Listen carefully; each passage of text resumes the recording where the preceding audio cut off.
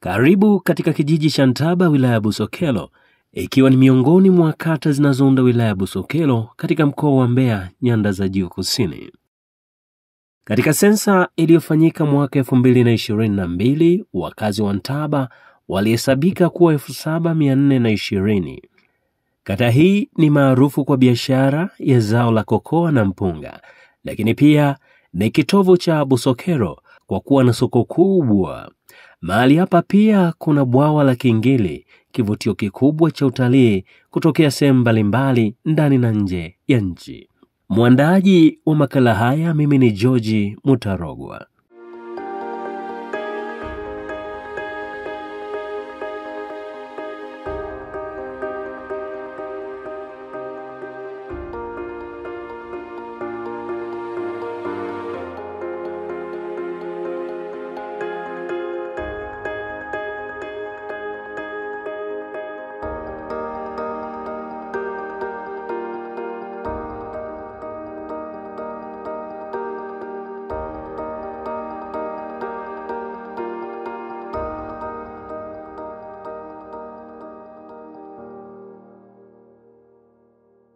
Tunapohitaji Ntaba na ukanda wote wa masoko kwa habari ya utume, kamwe hatuwezi kumuacha mzee Mwambogela, jambo ambalo limenifanya kufunga safari kuja kumuona.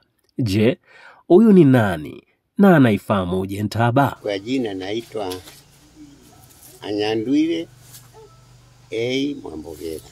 Mimi ni msaliwa wa masoko.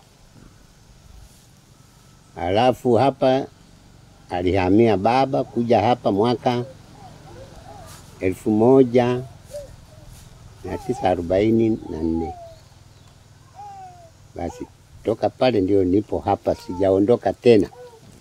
Nimekulia hapa, nimeoa hapa. Basi mpaka sasa nipo hapa Ntaba.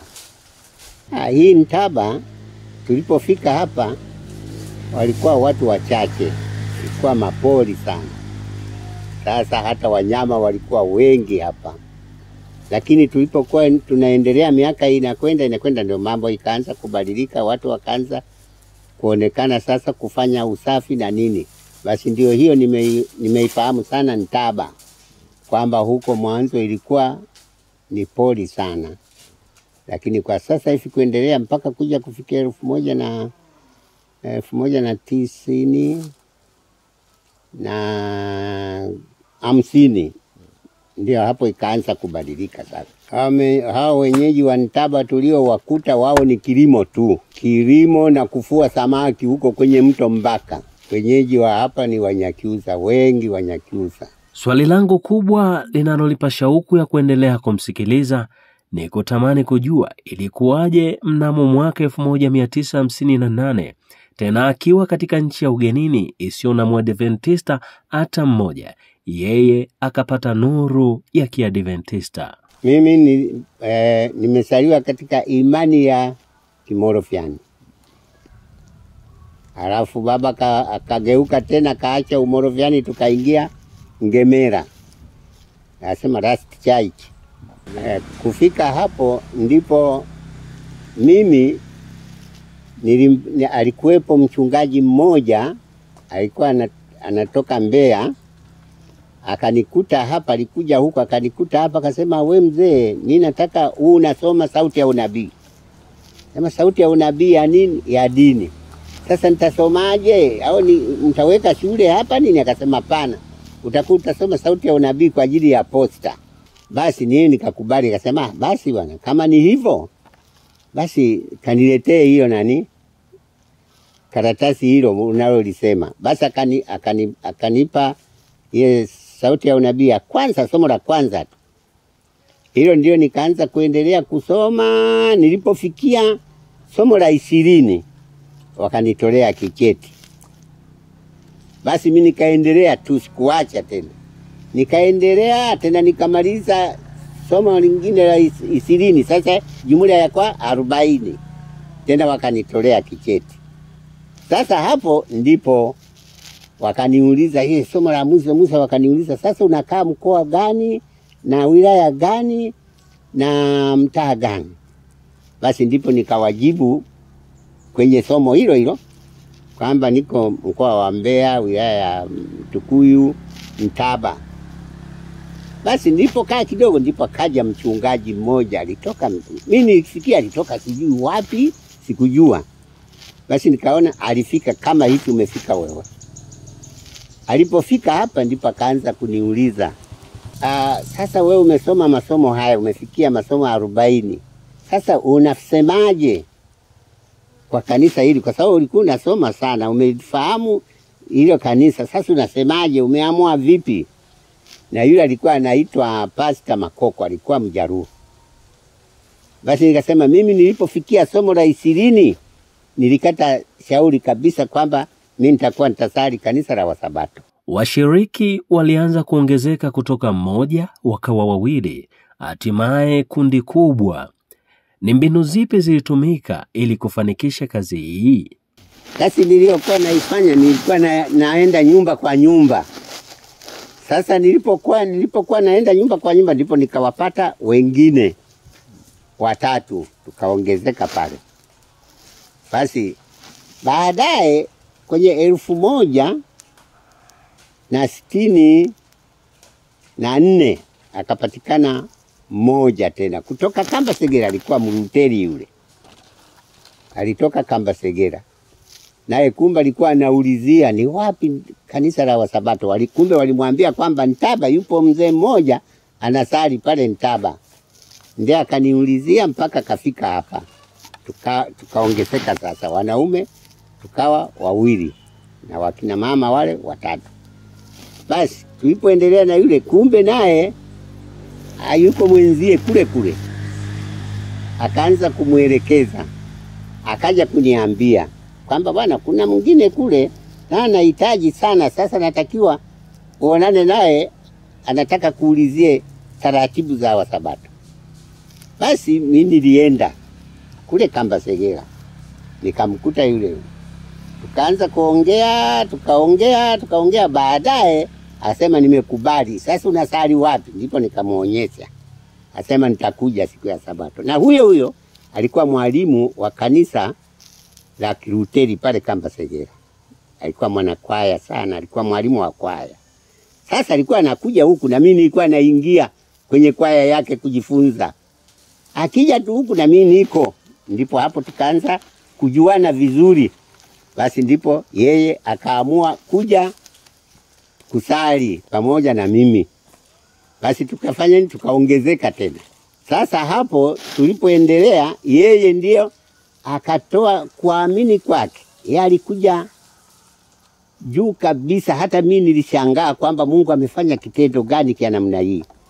Alipofika kule alikuwa na watoto wake wa kiume 3 na wa kike 3. Alafu na mke wake. Akaja mmoja kwa moja na watoto wake wote.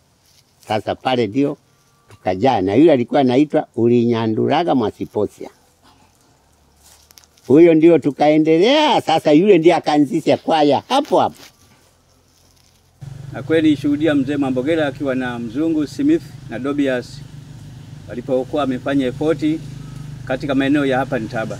Na kweli walifanya mwezi mmoja, wakati mimi bado kijana na miaka 12. Kwa mimi nashuhudia kabisa kwamba mzee Mwambogela ndio alianzisha na kuwaleta wazungu katika eneo la Ntaba, na mpaka sasa hivi kufikia kwa na umri wake akifanya kazi yake ya Mungu. Lakini namshukuru Mungu kwamba sasa hivi kazi ya Mungu tangia mzee wetu Anyandwi Mwambogela aanze kuitawanya mpaka kufikia muda huu imefikia maeneo makubwa sana. Na watu wengi wanaiamini hiyo kazi ya Mungu kuhusu Sabato ni kitu gani.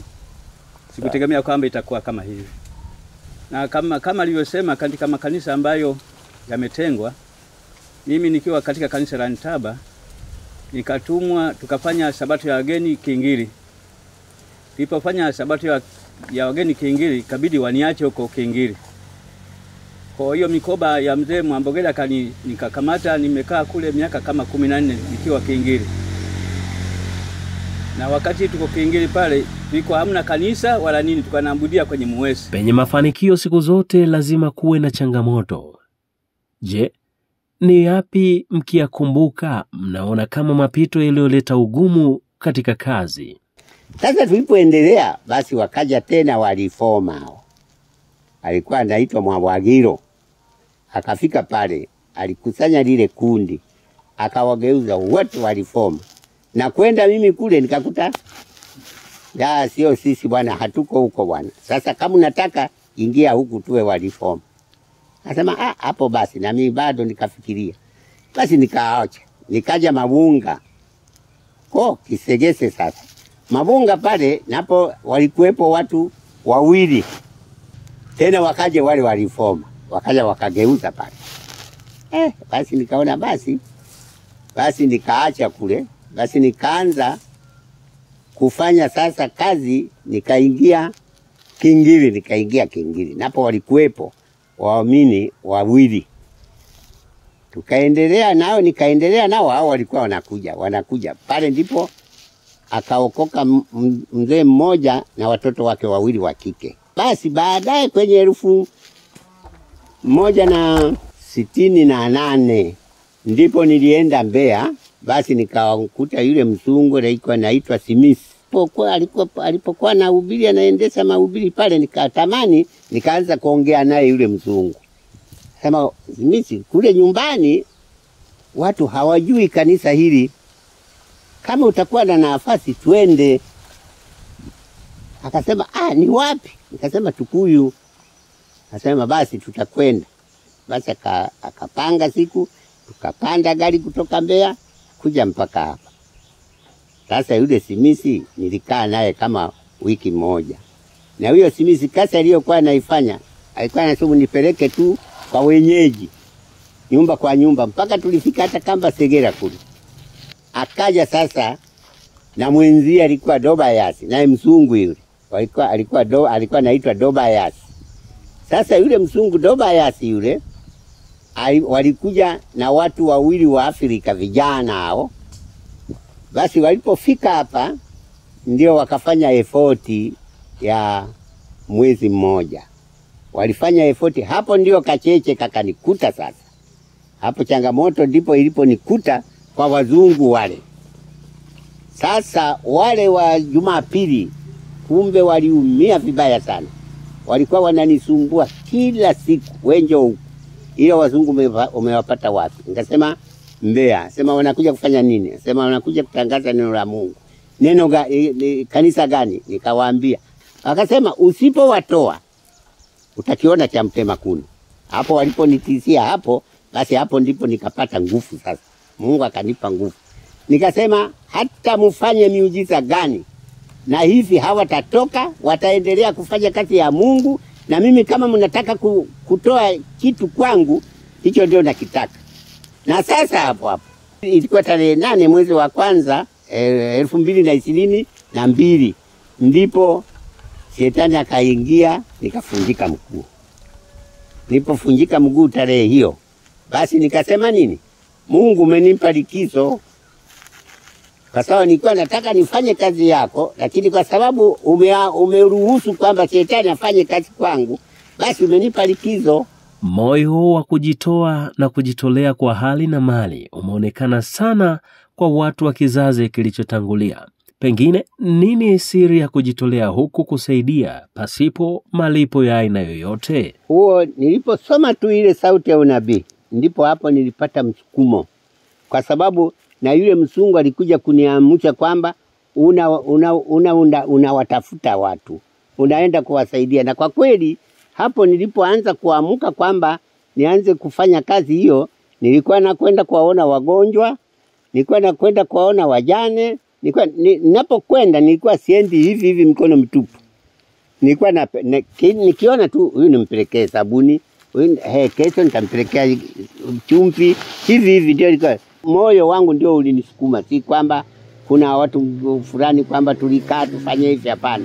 Ni moyo wangu tu, Mungu aliniambia tu fanya kazi hii. Kilimo tu ndio nilikuwa nahangaika nacho. Hicho tu kama nikipata nilikuwa nauza. Kazi hii kubwa ya utume katika kijiji cha Ntaba na maeneo ya jirani imeenda kwa kasi kubwa kutokana na mchango wa watu mbalimbali, na miongoni mwao ni walei waliopo maeneo haya. Nami naungana na wachache kujiuliza, mlei ni nani na anafanya kazi gani? Kazi ya mlei, anafanya kazi ya kulea waumini wapya ambao wameamini imani. Sasa kwa muda huo wanapoendelea kukua katika masuala ya imani, mlei ana kazi ya kuwalea hao watu katika mahali ambapo huenda kuna effort ilishafanyika, lakini watu waliojitoa, hiyo ndiyo kazi ya mlei anayoifanya kwa kuendelea kuwapa mafundisho mbalimbali na kuwatembelea nyumba kwa nyumba, na hatimaye mwisho wakati wafikia hatua ya kukomaa na kujitambua kama washiriki kamili wa kanisa. Kwa kweli ninamshukuru Mungu, naona kazi ya Mungu jinsi ambavyo inaenda kwa kasi zaidi, na nashuhudia ndani ya muda mfupi tu katika mtaa huu wa Ntaba kuna ongezeko la makanisa ambayo mpaka sasa hivi tuna makanisa 4 na si muda mrefu yanaendelea kuongezeka. Kwa majina naitwa Nyanda Naftali Buyungu, ni katibu wa mtaa huu wa Ipinda. Kwa kweli kwa kazi tunavyoratibu pamoja na mchungaji kwa kushirikiana na wazee wa makanisa, kazi inaenda vizuri, mwitikio uko vizuri, hususan katika mipango mbalimbali ya uinjilisti. Inapelekea kwa kweli mwitikio unakuwa mzuri, maana tumefanikiwa hata kufanya sabato za wageni katika mtaa wetu wa Ipinda, na tukafanikiwa kuongoa roho za watu kwa kushirikiana na makanisa yanayounda mtaa wa Ipinda. Na sambamba na hilo, watu wanaitikia vyema hata katika tunapokuwa tunaratibu vitu mbalimbali kwenye vikao, wafie kwenye vikao. Kwa kweli kwa ujumla viongozi wa mtaa wakiongozwa na wazee wa makanisa wanaonyesha ushirikiano wa pekee sana katika kufanikisha hata vikao pamoja na mipango mbalimbali ya uinjilisti. Kanisa limekuwa na mpango madhubuti ya kuhakikisha linawalea na kuwatunza vyema washiriki wote wanaobatizwa. Je, vipi kwa mtaa huu, uelewa wa mpango huu wa EEI? Ni kweli washiriki wanapokuwa wanaingia kanisani na kuiamini imani moja, wanakuwa na mitazamo tofauti tofauti na uelewa tofauti tofauti. Sasa anapokuja kanisani anahitajika aendelee kujifunza na kuelewa juu ya misingi na kanuni za Ukristo katika kanisa la Waadventista wa Sabato. Sasa pale ambapo mafundisho yanapoendelea kutolewa kwa kila muumini ambaye ni muumini mpya kanisani, wakati mwingine anapoendelea kujifunza anakutana na changamoto mbalimbali. Wakati mwingine anakuwa ameona kauli mbaya kwa muumini wa zamani, kwa inamfanya kwa changamoto ya kumfanya arudi nyuma. Utunzaji wa washiriki wapya katika makanisa yetu unakuwa ni mdogo sana, kwa sababu hatuna walei wa kutosha mahali mbalimbali, sehemu mbalimbali za kanisa ambao wangesaidia pia kuendelea kuifanya kazi ya kuimarisha washiriki. Kwa hiyo kinachofanya washiriki wengi waende nje ya kanisa, warudi nyuma, ni kwamba hawapati malezi ya kutosha ya kiroho kwa kanisa mahalia. Utaratibu kama huu tunao. Wa makundi tukijadili masomo fulani au lesoni, tunao huu tunaendelea nao mpaka sasa hivi. Kwa tunao tunaendelea nao. Ndio maana tunazidi kufanya kazi ya Mungu zaidi ili waelewe zaidi, na kwamba tutoke tusifanye tu makundi hayo, kwamba tujadili pale tulipo kanisani, ili tuende mbali zaidi na kuwavuta watu waje kwa Yesu, kufanya maefoti, kufanya masabato ya wageni. Kazi iliyotangulia hapo awali si ya kubeza, bali tunaipigia chapuo kunyosha mapito yaliyotangulia.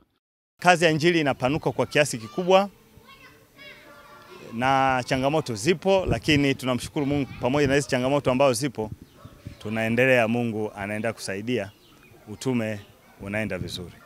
Picha ya mbele inaonekana kulingana na historia tulikotoka, ikiwa tutaendelea hivi ambavyo waanzilishi wetu walianza, tuna mategemeo makubwa kwamba kazi katika eneo hili itapanuka kwa kiasi kikubwa sana, hasa ukizingatia kwamba katika eneo hili kuna watu wa imani tofauti tofauti. Kuna makanisa ya Kikristo kwa aina zake, lakini pia kuna wenzetu Waislamu kwa uchache, lakini wapo wale ambao wametoka kwetu ambao wanaitwa reformers. Nao huku ndiko ambako ni kama chanzo, hasa kule eneo la Makwale. Pamoja na hizi changamoto, tunamshukuru Mungu amekuwa mshindi, akishinda katika maeneo yote. Tunapoangalia nyuma historia ya wenzetu kanisa lilipoanza, zinaleta hamasa ya utume kwamba Mungu amekuwa pamoja na hili kanisa. Tutaona mbinu mbalimbali ambazo wenzetu waanzilishi wa kanisa Tanzania walizitumia, na wazee waliokuja katika maeneo hii walizitumia, na hizi mbinu tukizitumia nasi itatusaidia kueneza injili zaidi, kwa sababu watu wengi walipokea injili kwa sababu ya mbinu kadha wa kadha ambazo zinaweza kutofautiana pengine na mahali kwingine. Wageni wanapofika mahali hapa hujifunza mambo mengi, na huyu ni miongoni mwao walioshuhudia moto unaowaka mahali hapa. Mimi kwa jina naitwa Baraka Zebedayo, ni mwenyeji mkoa wa Geita, kanda ya Katoro, mtaa wa Butundwe, kanisa la Bukondo, ni mshiriki wa kanisa la Bukondo. Kweli kuna mwendo mrefu kidogo, na ukizingatia maili zimekuwa ndefu. Nimefika hapa kwa ajili ya shughuli fulani ya uwekezaji, kujifunza mazingira, hususan kuna kitu kilichonivutia ni kutokana na zao la kokoa, ndo lililonipelekea hata kutamani kufika mazingira haya, maana naona ni zao linalofurahisha na ni zao la kiuchumi ambalo ni zuri zaidi, kwa hata mimi pia nilitamani na kutamani kuliwekeza kwa sababu linapatikana mazingira na hata kiuchumi liko vizuri sana. Ni kweli kwamba mazingira yetu yanatofautiana katika habari za kiutume. Nyanja ya upande wetu na upande huu wa mkoa wa Mbeya kuna vitu nimejifunza kutokana na programu za utume. Lakini pia nimeona huku kuna kuwepo na changamoto fulani kwa ajili ya utume kwa sababu ya madhehebu ya Kipentekoste. Sasa naona asilimia kubwa yanayo fursa nyingi sana kuwafungia watu na kutokukutana na upendo wa Yesu kwa ajili ya kujifunza ukuu wa Mungu katika maandiko. Lakini kitu ambacho nimekuwa nikijifunza na nikiangalia mara nyingi, inahitajika kuwemo programu kwa ajili ya ulei au injilisti wa nyumba kwa nyumba, kwa sababu ili kuwafikia watu na idara ya uchapishaji, endapo tutaungana kufanya kazi kwa sehemu kubwa kuhakikisha vitabu na vijizuu vinawafikia watu hata huko waliko, na maana kuna wengine wapewe nafasi kwa ajili ya kwenda kwenye mikutano mbalimbali hii ya effort kwa ajili ya kujifunza neno la Mungu. Sasa kuna vitu ambavyo haya madhehebu ya wenzetu hawa wanavimisi, hawajawahi kuvisikia wala kuvipata, kwa sababu vinatokana au vinapatikana kwa kanisa la Sabato pekee. Eneo la kazi mahali hapa bado ni kubwa sana, jambo ambalo linawanyima huduma ya kichungaji wale walio mbali na mahali hapa. Upana wa kazi ni kubwa ambayo inahitaji nguvu, na hizi nguvu zinategemea washiriki. Lakini pia tunaalika watu mbalimbali ambao wanaweza kuja kufanya utume maeneo haya ili kazi iendelee vizuri. Mimi ni mwenyeji wa wilaya ya Ludewa, kijiji cha Makonde. Kutoka Makonde mpaka kufika Matema ninatumia usafiri wa boti au meli. Na kutoka pale Matema mpaka nifike hapa Ipinda ninatumia usafiri wa gari. Kutoka Makonde mpaka nifike Matema ni mwendo kwa boti ni mwendo wa masaa 10. Kwa meli ni mwendo wa masaa 4.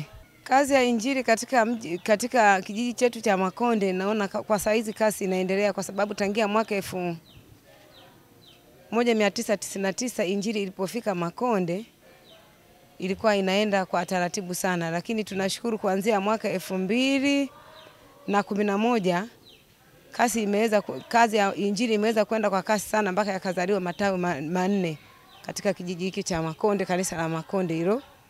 Kwa hiyo tuna makundi 4, matawi 4 ambayo yapo katika kanisa hilo, na tunashukuru Mungu ameweza kutusaidia na tumeongezeka washiriki wengi, hususani washiriki wa shule ya Sabato, na tunaona kwamba kazi ya utume inaendelea sana katika kanisa hilo. Yaani hitaji langu katika kanisa letu la Makonde, yumkini tungepata huduma ya karibu sana, hususani kama vile mchungaji angekuwa katika eneo hilo, kwa sababu tuko mbali na huduma ya kichungaji kutokana na mtaa, kwa sababu ya jiografia ambayo tuko nayo katika kanisa hilo la Makonde.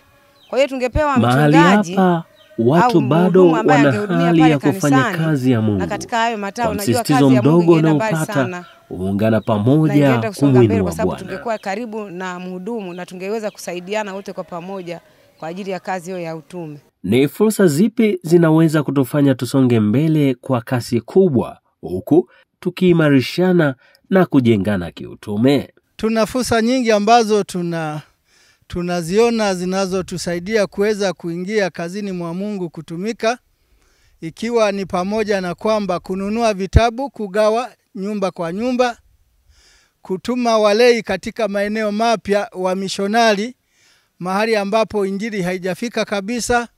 Hiyo ni fursa mojawapo, lakini pia kuweka mikutano mbalimbali ya injili kwa ajili ya kuendeleza kazi ya Mungu.